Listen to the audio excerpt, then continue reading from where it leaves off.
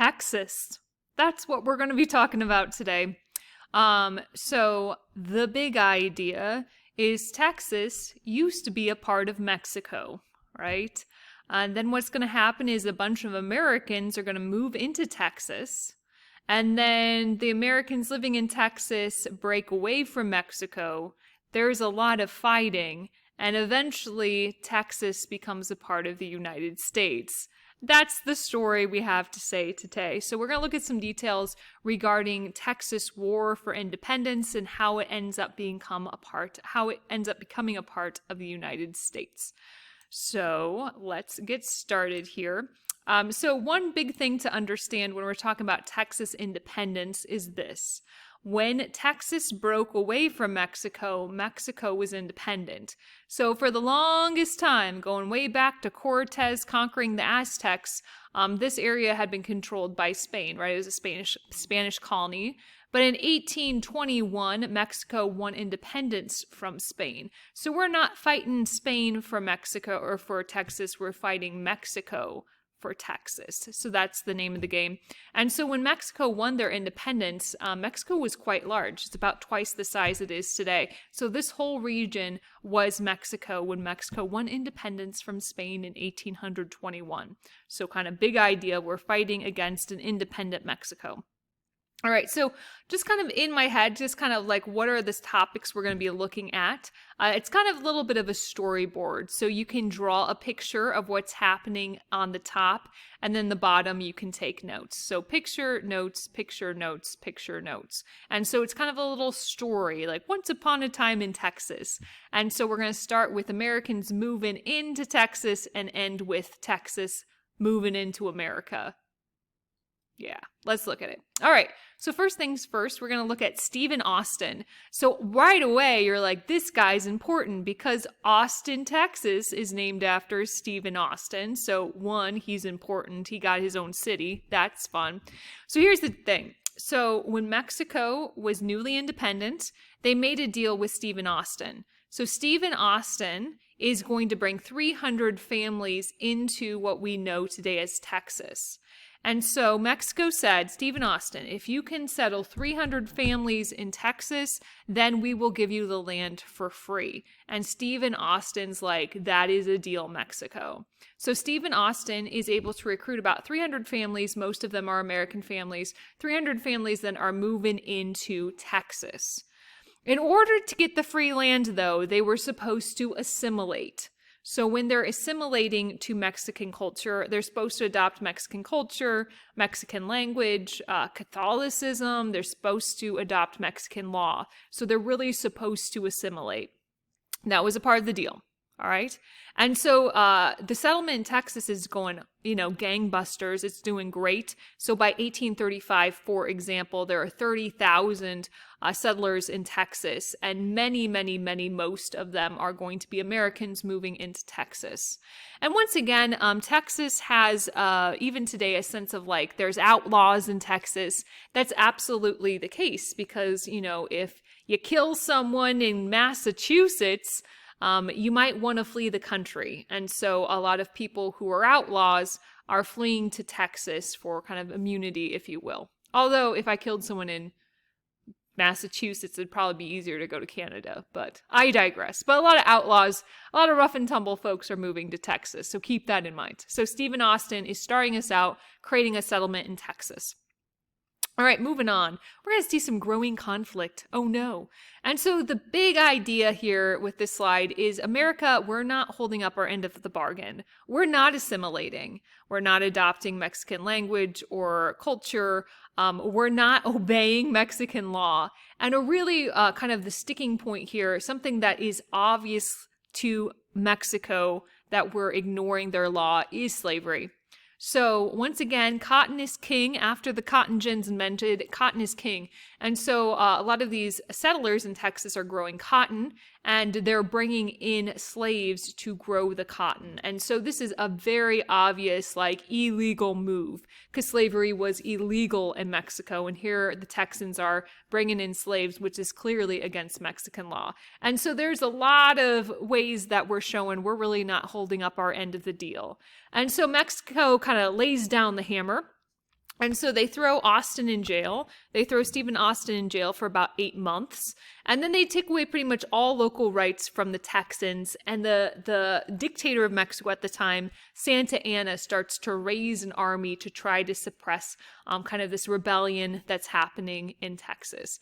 And so once again, Santa Anna, he was technically elected president, but soon after then just kind of took all the power to himself. So he is 100% like the dictator of Mexico. And so once again, Santa Anna is raising an army, trying to suppress this rebellion that he sees a brewing in Texas. And so I always like to think this war for Texas independence, I like to think of it as the, wait for it, war on Christmas, because we're fighting Santa. Get it? Santa Anna. Oh, so good. All right. So conflicts brewing, right? Mexico's raising an army. Something's going to go down. So what happens is this, and move myself over here maybe. So what happens is Texas decides to declare independence. There's obviously a lot more you could say about this, but we're just getting the kind of the big idea here with the Texas Revolution. So what happens is Texas decides to declare independence. And what we'll see happen is the guy who really leads the independence movement is Sam Houston. I think of Sam Houston as the George Washington of Texas. So once again, George Washington, he's going to lead our army, lead our independence movement as America. And Sam Houston's going to do the same thing for Texas. He's going to start forming together an army and really leading the movement. And so he kind of organically kind of rises through the ranks and starts to organize an army of Texans.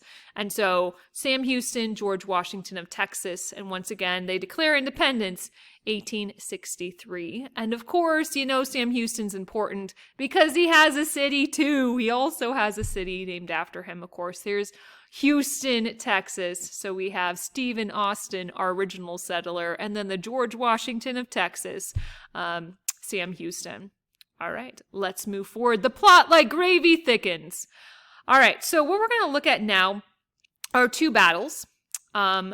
They are a part of the Texas War for Independence. So once again, Texas never formally declared war on Mexico, but by declaring independence, they're going to have to fight for it. Mexico's not just going to let them go without a fight. And so we're going to see two battles. We're going to see the Alamo, which is towards the beginning of this war for independence, and then the last battle, the Battle of San Jacinto, which will complete the war for Texas independence. So we'll look at two battles. But first, we have to talk about, of course, Davy Crockett. So in case you weren't watching the Disney Channel, which I don't think existed in 1950s, FYI, Davy Crockett, he's really a part of American folklore, and he really became a popular character to Americans because of Disney. Disney produced a movie and then a TV series about Davy Crockett. So growing up in the 1950s, every little kid wanted to grow up to be Davy Crockett, or at least to dress up like Davy Crockett. And of course, Davy Crockett is Davy Crockett because he's got his coonskin cap on. So kind of like Ben Franklin there with the raccoon tail on the back, the coonskin cap. All right, so let's talk about Davy Crockett and the Alamo officially. All right, so what do we know about Davy Crockett? Well, he is known as the king of the wild frontier. So he was famous before Texas became a thing, right? And so there's a lot of folklore about him. There's a story of when he was 3 years old, he killed a bear, right? And so he's known as this kind of Western rough and tumble sort of dude. Then he went to Washington, D.C., being a representative from not Texas, but from Tennessee. And the idea is he really did not like Andrew Jackson. They did not get along at all. Specifically, Andrew Jackson, or I should say Davy Crockett, very much disagreed with Andrew Jackson's Indian removal policy. And so once again, if you hate Andrew Jackson, what do?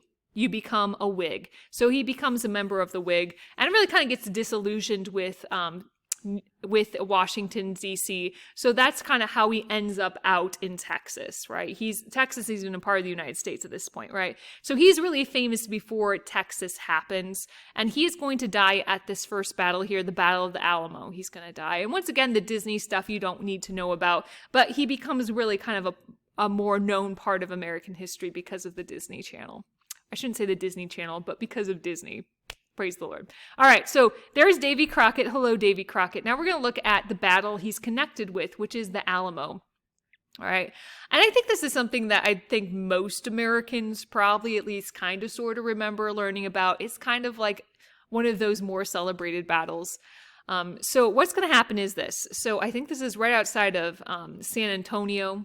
I think that's where it is today. So what it is the Alamo is this old Spanish mission. So remember the mission system where they would have these missions kind of a day's journey apart to try to convert and civilize the natives. And so the only thing really left of the Alamo, if you go visit it today, is the front of this church. And so I think that's pretty much all that's there for right now is the front of this church.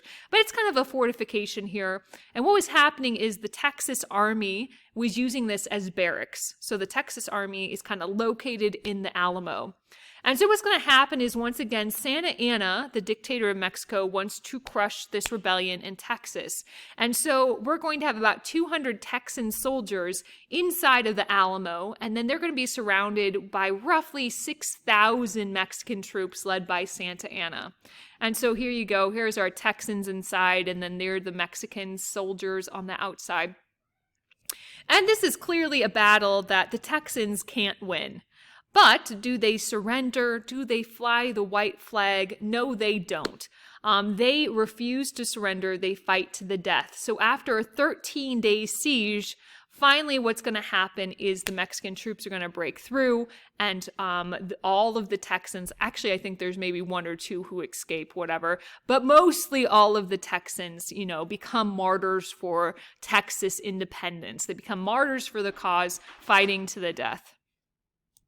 So yes, the Texans lose, they die, but once again, it's a rallying cry. The idea is remember the Alamo. So remember those brave men who fought and bled and died for Texas independence. We need to fight for as well. So kind of, we're going to see after the Alamo, we're going to see a lot more people willing to join the fight for Texas independence. So Davy Crockett is kind of the main leader here, and he's the one who famously sacrifices his life for Texas. All right, moving on. Excuse me. Here we go. Now we're going to the very last battle. And like I said, this is actually fairly a short war. So between the Alamo and this last battle, it's only 6 weeks. So what happens right after the Alamo? Sam Houston's at it. Sam Houston's busy recruiting people to join his kind of ragtag army in Texas. And so this is the last battle. It's Sam Houston and the Texans versus Santa Anna and the Mexicans. And what what the Texans are able to do is they're able to sneak up on Santa Anna's troops and surround them. So Santa Anna's troops are taking a siesta, and so Sam Houston and the Texans are able to sneak up and surround them. And so the battle's almost over before it begins. The battle only lasts 18 minutes. And in this 18 minutes, it's just pretty much chaos as the Texans start shooting up at Santa Anna. Okay, so the battle doesn't last very long. The next day, they do capture Santa Anna, and when they capture him, they force him to surrender the troops, and also they force him to sign a treaty recognizing Texas independence. And so this is a picture of Sam Houston and Santa Anna, or I should say of Santa Anna handing over his troops. And so with this battle, Texas gets the treaty that is signed by Santa Anna declaring their independence. So this will be kind of the last major event of Texas independence. Oh, right. And then finally, Texas, they're full of Americans, and they always had intended on becoming a part of the United States. But Andrew Jackson says no. And when Jackson says no, he means it. And so this is the idea. So why would Jackson refuse to have Texas? What's so bad about that? Well, there's really two things that Jackson had to worry about. One, Texas would have been a slave state, right? Because it's full of cotton growers, full of slaves already. And so that would have upset the balance between free states and slave states. So he didn't want to mess with the slavery issue. Not a can of worms he wanted to open. And number two, Santa Anna still claimed Texas. So after Santa Anna signed the treaty, he was released. And as soon as he was released, he kind of made it known that that he had to sign this treaty under duress, that he was forced to sign the treaty, and so this treaty is illegal. So to Santa Anna's mind, Texas, yes, is still in rebellion, but Santa Anna hasn't given up on Texas yet. Santa Anna still believes Texas to be a part of Mexico, and so Andrew Jackson doesn't want to have to deal with Mexico, because if we annex Texas, that could cause some problems, okay? And so what happens is Texas is kind of left in limbo. They don't want to be a part of Mexico, but also the United States is not willing to annex Texas. So for almost 10 years, they're going to be their own republic, their own country. And so, they even start to talk about making treaties with other countries because they are really on their own. And we'll talk about later on what happens when Texas becomes a part of the United States. Spoiler alert, it's going to lead with a war with Mexico. Anyway, all right, so let's just kind of review here quick. So once again, big idea. Texas is full of Americans. The Americans don't want to be a part of Mexico. They fight a war, and then eventually they're going to be annexed on to the United States. But like I said, the story really isn't over quite yet. We're going to still fight the Mexican-American War before Mexico officially recognizes Texas as a part of the United States.